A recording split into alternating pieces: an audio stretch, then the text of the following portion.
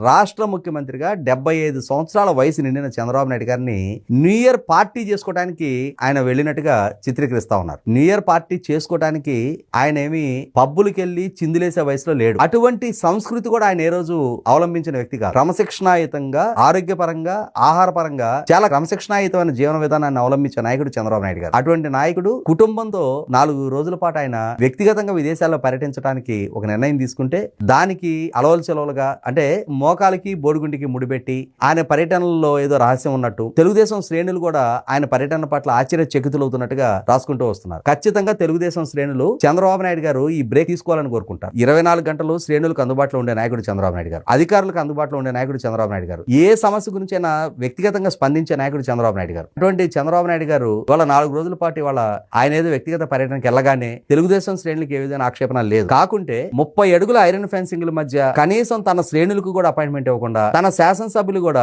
ద్వారదర్శనమైన ఇవ్వండి మహాప్రభు అని చెప్పని అభ్యర్థించి అర్థించినా కూడా తన శాసనసభ్యులకు కూడా అందుబాటులో ఉండని జగన్మోహన్ రెడ్డి ఆయనకు సంబంధించిన సాక్షిలో ఇవాళ చంద్రబాబు నాయుడు గారి పర్యటన గురించి అబోధ కల్పనలతో, అవాస్తవాలతోటి ఈ విధమైన కథనాలు వండివార్చడం ద్వారా వాళ్ళ శ్రేణులు కూడా ఆయన నమ్మించలేదు.